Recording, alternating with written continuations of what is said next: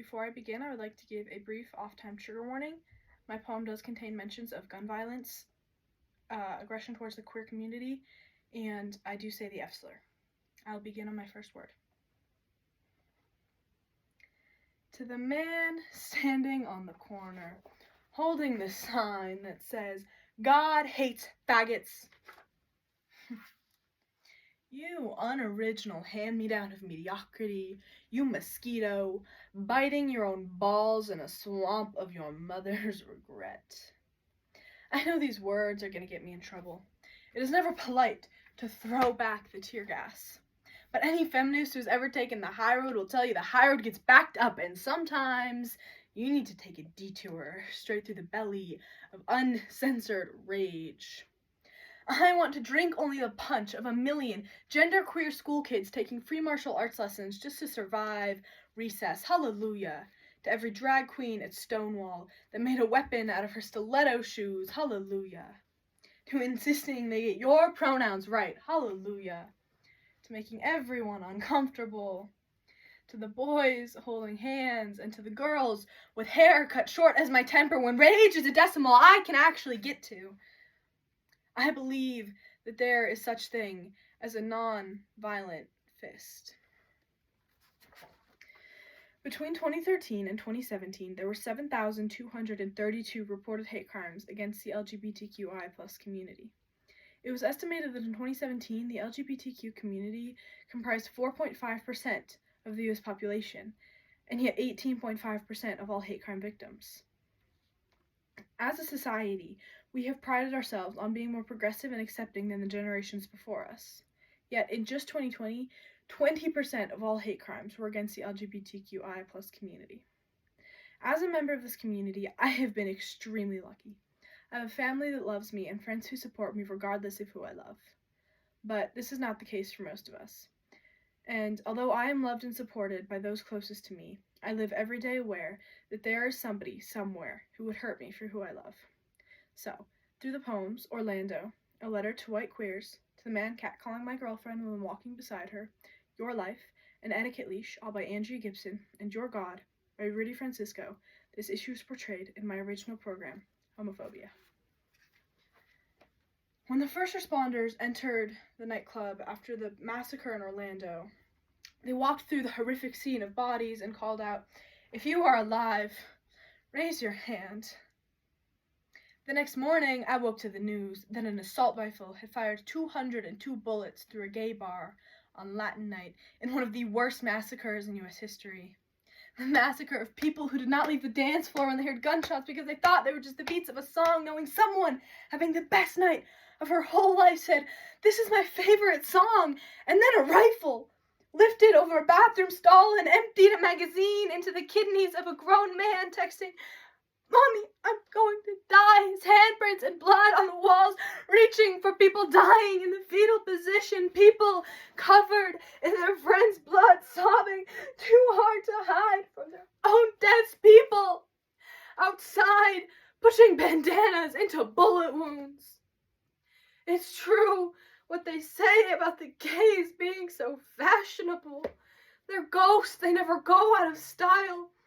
Even life, it's like funeral practice. Half of us are already dead to our families before we die. Half of us on our knees trying to crawl our way into the family photo. Dear God, how broke do you have to be to not buy people time to get out the door when the song goes to fucking hell? When this world drunk on hate decides blood is wine and drinks its fill in the only place they ever thought was safe, the only place that they were wanted, the only place that they did not have to hide in because of who they loved and how they loved and how they loved, until somebody walked through their bodies and asked who was still alive, and hardly anyone put their hand up. You are in the 7th grade. You don't even know you want a girlfriend yet.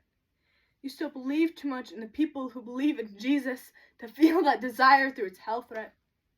You just want to kick your desk on the way to the principal's office and slouch into detention.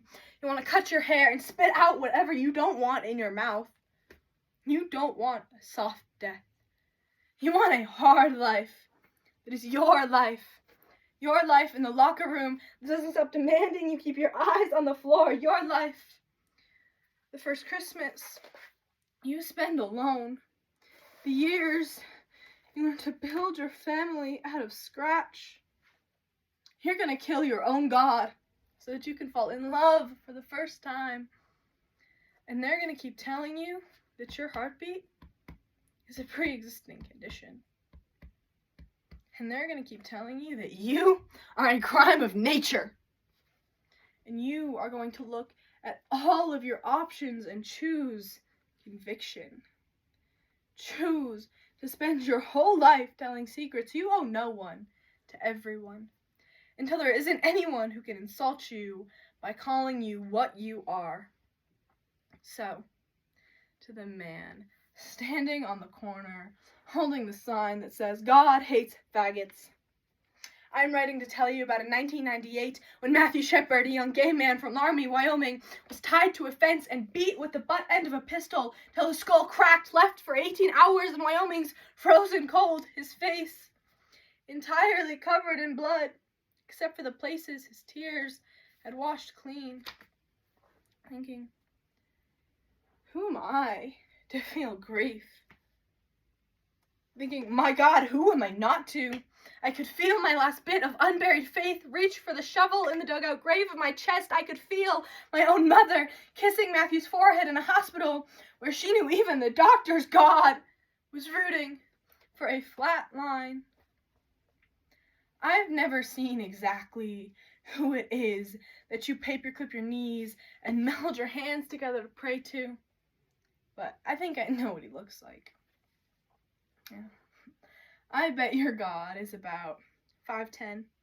Bet he weighs about 185 pounds. I bet he stands the way a high school diploma does when it's next to a GED. I bet your God.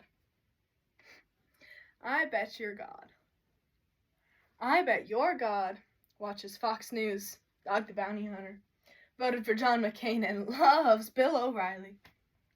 I bet he's a swastika on the inside of his throat and racial slurs tattooed to his tongue just to make intolerance more comfortable in his mouth. So, to the man standing on the corner holding the sign that says, God hates faggots, sooner or later you are going to realize you are praying to your own shadow, that you are standing in front of mirrors and worshiping your own reflection. Thank you.